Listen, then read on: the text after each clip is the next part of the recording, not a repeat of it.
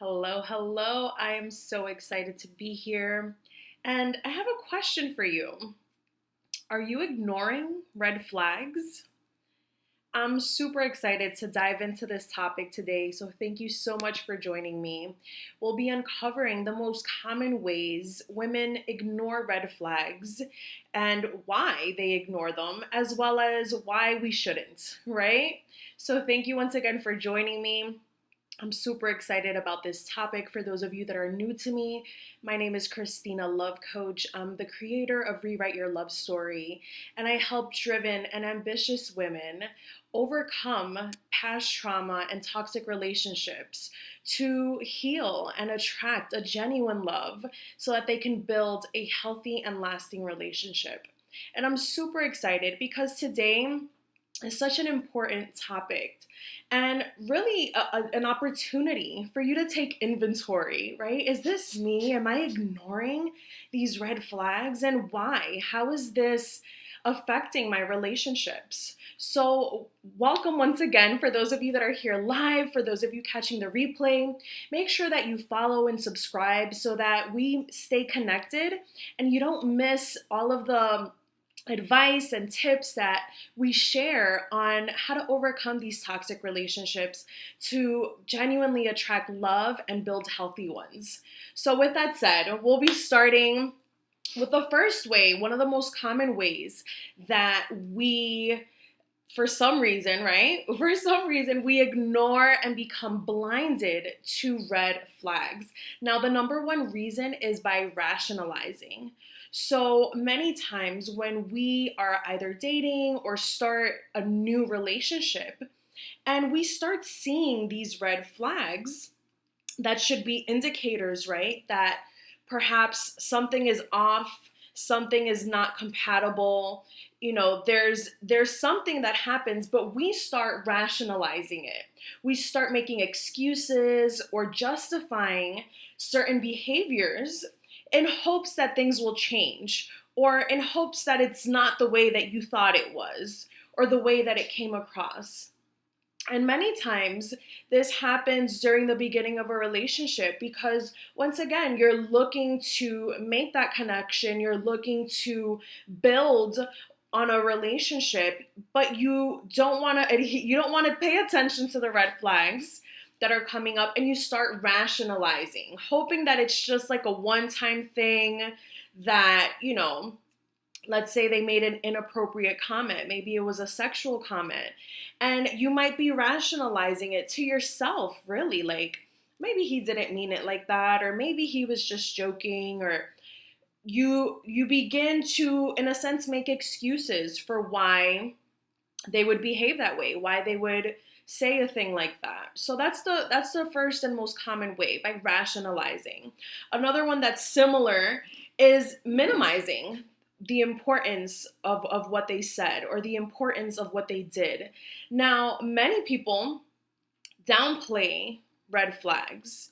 One, because it takes them by shock, right? Many times the things that happen or the things that are said really kind of take you off guard, and you might minimize it in the moment, right?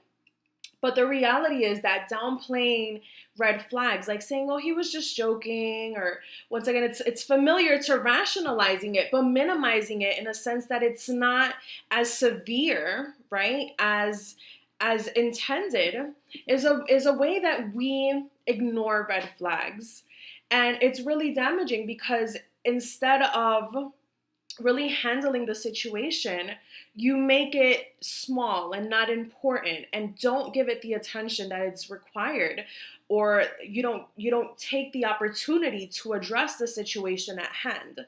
So that's the second way that we at times ignore red flags.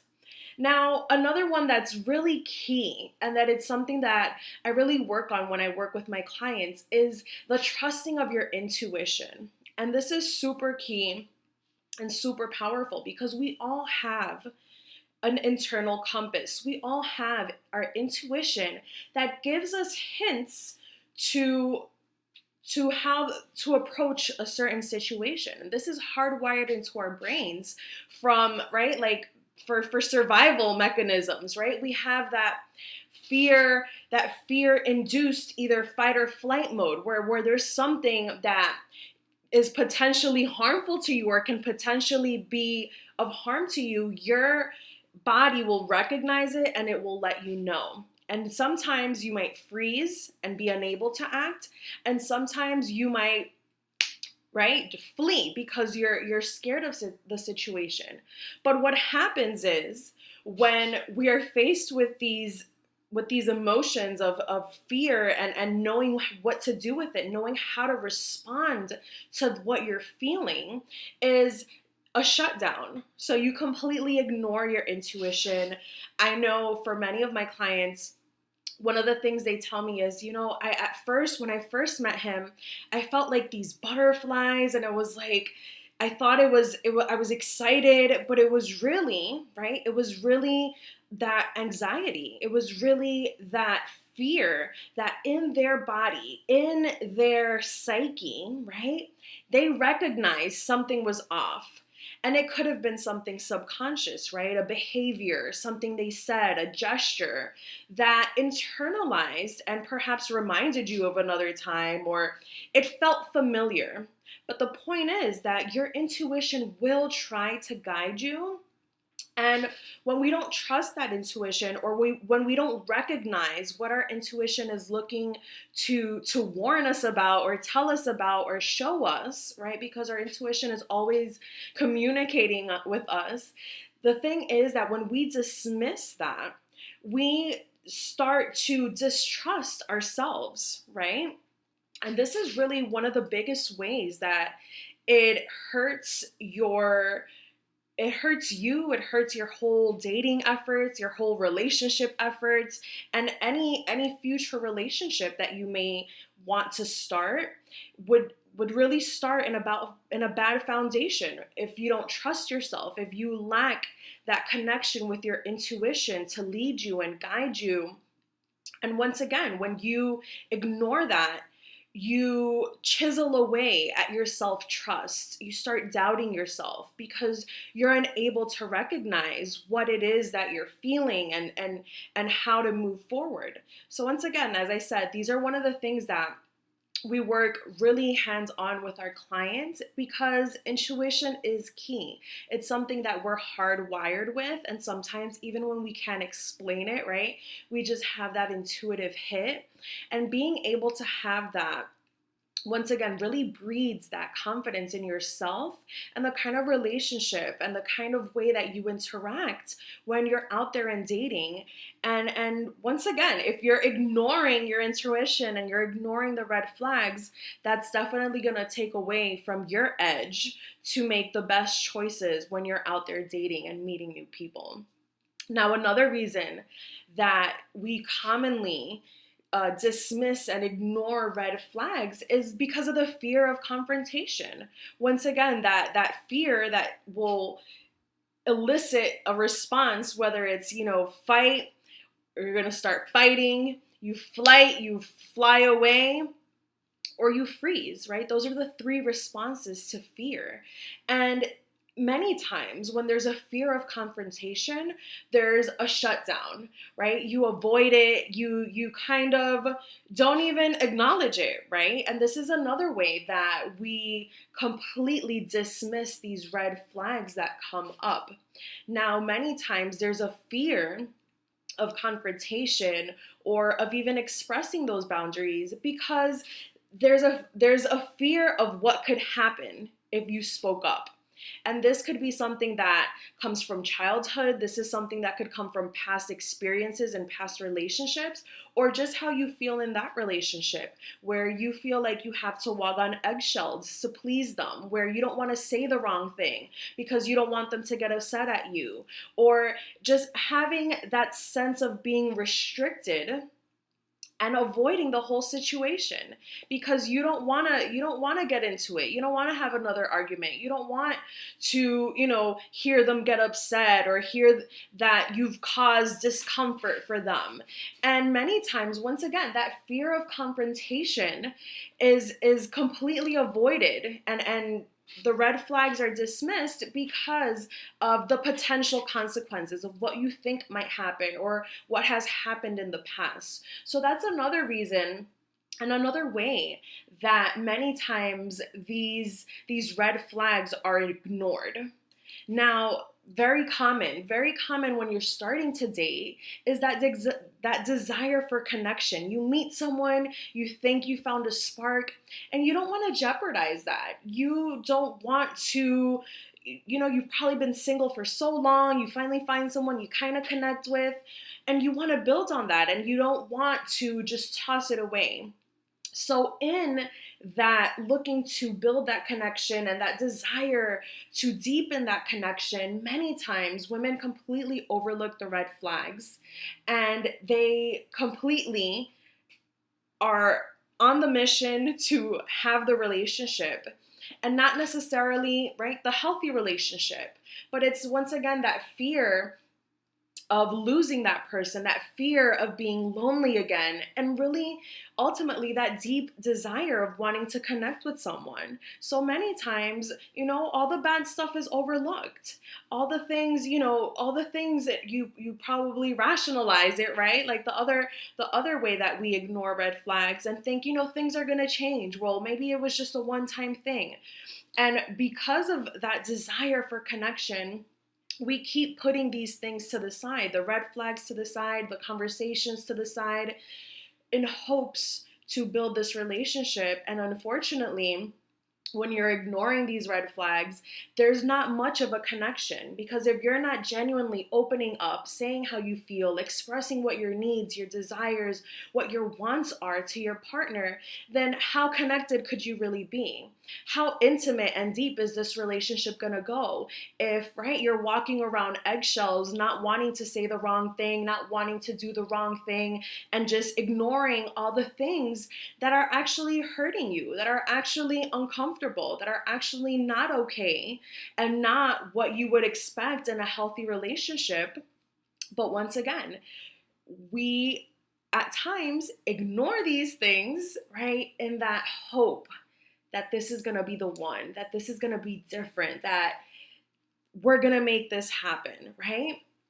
And then last but not least, but so much of what comes up when we are in toxic relationships or ignoring the red flags comes from our past experiences. Once again, whether that's your childhood, whether that's your past relationships, your experiences, that the dating experience you've had, the relationship experience you've had, and a lot of past traumas that come up and are held in the body, that are held in the mind, that are held in the heart.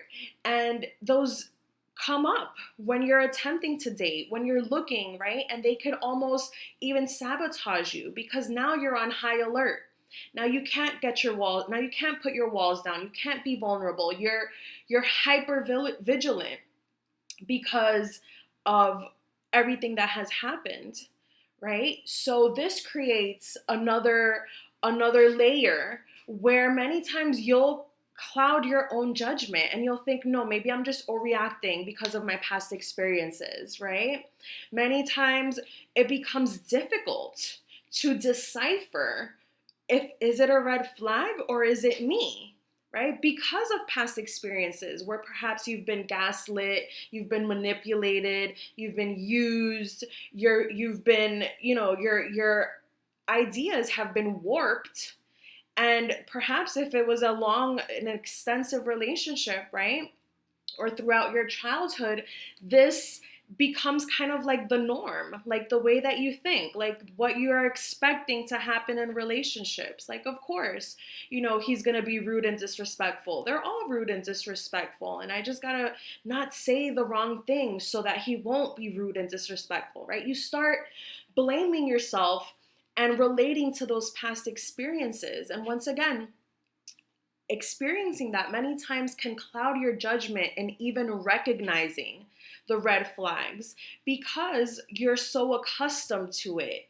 And this is the main reason why it's so damaging and so harmful when you ignore red flags, because you are now training yourself, you're reconditioning yourself into this is okay, this is acceptable. It's a deeper level of that disconnect from your intuition, because now it's like you've psyched yourself into believing that this is how it should be, that this is what you deserve, right? And that is so far from the truth.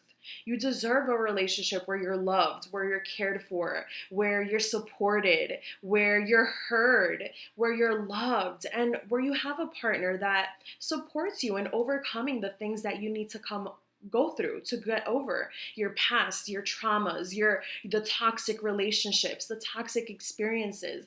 The reality is, you build that intimacy and you build that love and that connection through overcoming the hurdles, through overcoming the challenges together, right? Because let's be honest, in all relationships, there's going to be some kind of challenge. There's going to be something that comes up, and being able to communicate and work through it together and support one another through those challenges is what's really going to create that intimacy, that depth of a relationship, and that devotion to one another. So if you resonate with any of the ways that we ignore red flags, I want to invite you to drop me a comment below, drop me the word toxic, and I'll send you my free checklist to determine if it's a red flag, right? This is my red flag checklist. It's really going to allow you to see the different ways that toxic behavior occurs and how red flags manifest. And it gives you an insight into each one of them and how it affects you. So if that's something that you would be interested in, the relationship red flag checklist to kind of check off if you've ever been in an abusive relationship, a toxic relationship, if you've ever ignored red flags, this will help you understand a bit more, and it'll showcase what to do next, because the reality is that you deserve a relationship with a partner that's loving, that's supportive. But many, many times, unfortunately, when we have been through toxic relationships and trauma and really bad past experiences, it creates, once again, it overshadows the kind of relationship that you genuinely want, which is a supportive relationship, to be loved, to be cherished, to have a partner by your side that's devoted to doing life together. So with that said, if that's something that you would like support with, once again, drop me the word toxic below. I'll send you that checklist. And it's a great way to get started in recognizing these red flags so you don't let them fly by, so that you start recognizing them and start making the right decisions and choices that align with the kind of relationship and the kind of love life that you'd like to have. So with that said, thank you so much for joining me tonight. If you'd like to know more on how we can work together, then I invite you to go to ChristinaLoveCoach.com/apply. You'll be able to apply for a free breakthrough call, and it's our breakthrough toxic call, where we really get clear on where are the toxic behaviors coming from, right? Was this your past experiences, your childhood? Where is it coming from? And once again, break through that so that you can start healing that and attracting the right kind of people, the right kind of partners that would be supportive, that would want to create an amazing relationship, that want to create a family, that want to do life together, and not the kind of guys that are going to keep you on this toxic roller coaster forever and ever, right? So once again, thank you so much for joining me today. Don't forget to drop me in the comments what was most helpful. Follow and subscribe so that we stay connected. And remember to choose you, choose love, stay blessed, and I will see you soon. Have an amazing night. Bye.